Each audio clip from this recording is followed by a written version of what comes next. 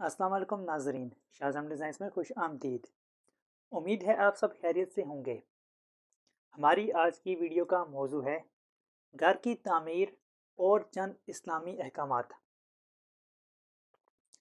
घर की तामीर के वक्त हमारी कुछ इखलाकी और मजहबी जिम्मेदारियां होती हैं जिन्हें पूरा करके हम इस अमल के दौरान खुद को और अहले मोहल्ला को तकलीफ से बचा सकते हैं।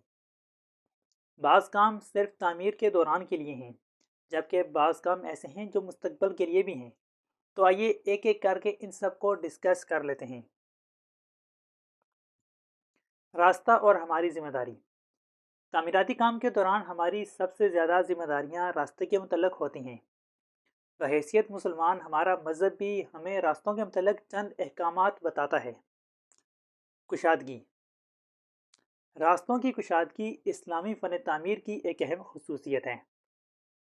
इसका असल मकसद रास्ता चलने वालों की सहूलत है। एक मौके पर नबी करीम सल्लल्लाहु अलैहि वसल्लम ने फरमाया कि रास्ते की कम अज़ कम चौड़ाई 7 ज़िरा तकरीबन 10 फुट रखी जाए।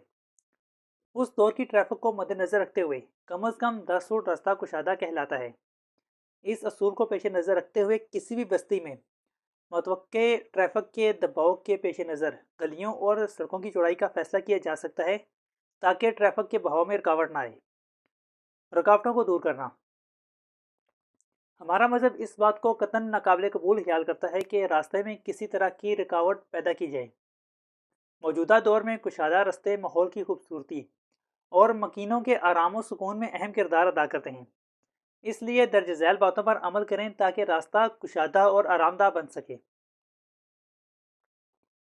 घरों के बाहर ऐसे थड़े, स्लोब या सीढ़ी की तामीर ना की जाए जो रास्ते में रुकावट का बायस हों। इसका इतलाक अब गेट वाले रास्तों पर भी होता है, क्योंकि स्लोप और सीढ़ी गेट के सामने ही बनाए जाते हैं। अगर स्लोप या सीढ़ी बनाना लाजम हो तो गेट रास्ते से थोड़ा पीछे करके लगा लिया जाए। रास्ते में इस तरह कोई दरख्त ना लगाया जाए जो रास्ते में तंगी का बायस बने। घर से बाहर निकले हुए बालकोनियाँ, छज्जे और बरामदे वगैरह तामीर ना किए जाएं। रास्ते में लकड़ियाँ वगैरह गाड़ के तजावज़ात करने की कोशिश ना की जाए। इसी तरह रास्ते में जानवरों को ना बांधा जाए या गाड़ियाँ वगैरह ना पार्क की जाए। रास्ते में छिलके और कचरा वगैरह ना फेंका जाए, ना ही रास्ते में पानी छिड़का जाए जिससे रास्ते पर कीचड़ हो जाए और वो फिसलन का बायस बने। घरों का इस्तेमाल शुदा पानी रास्तों पर बहाने से गुरेज करें। किसी किस्म की ऐसी तजावज़ात ना बनाएं जो पानी के बहाव में रुकावट का बायस बनती हों। इसी तरह घर की तामीर के वक्त तामीराती मटीरियल रास्ते में फेंकने से बचें। अगर मजबूरी में रास्ते पर तामीराती सामान अनलोड करना पड़ जाए तो जल्द से जल्द रास्ते को खोलने की कोशिश करें, ताकि रास्ता इस्तेमाल करने वालों को कम से कम परेशानी का सामना करना पड़े। रास्ते की खूबसूरती। साफ़ सुथरा और कुशादा रास्ता बज़ाते खुद खूबसूरती और खुशनुमाई में इजाफे का बायस बनता है। हमारा मज़हब रास्तों को पुरलुत्फ, खुशगवार और खूबसूरत बनाने के लिए पौधे और दरख्त लगाने की तरगीब देता है, लेकिन इस पाबंदी के साथ कि वो रास्ते में रुकावट ना बनते हों। मुख्तलिफ शहरों में मशहूर ठंडी सड़क दरख्तों की वजह से ठंडी रहती थी। सफाई, पड़ोस, पर्दादारी और मलकियत।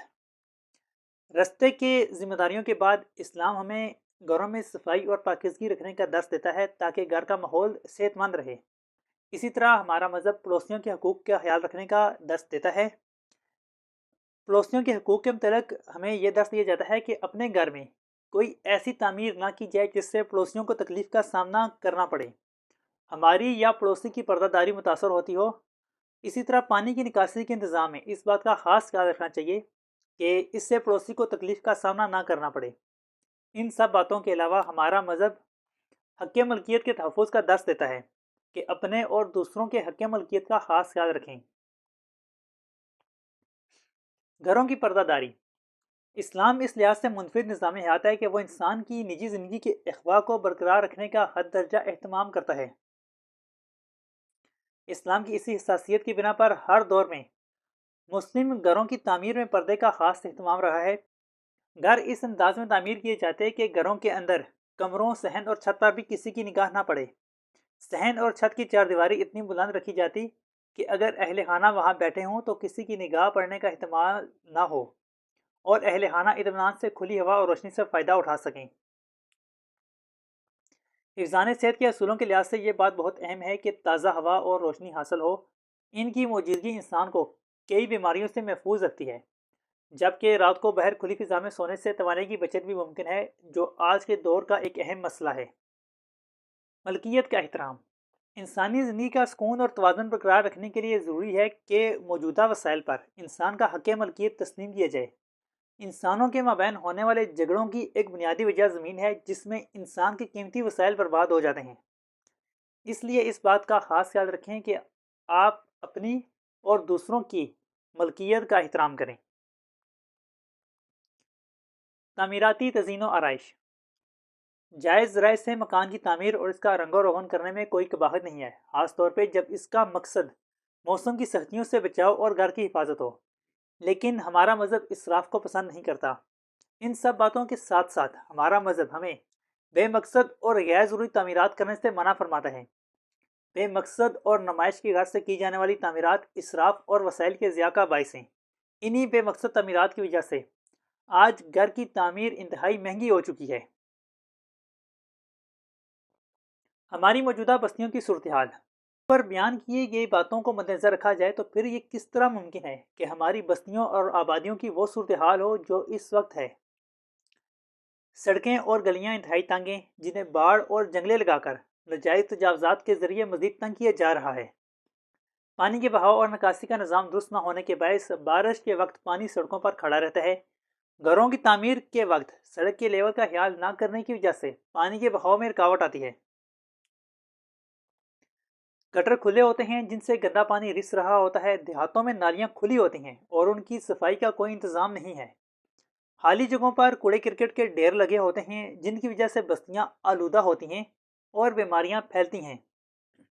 گھروں کی تعمیر میں روشنی اور ہوا کی آمد و رفت کا خیال نہیں رکھا جاتا۔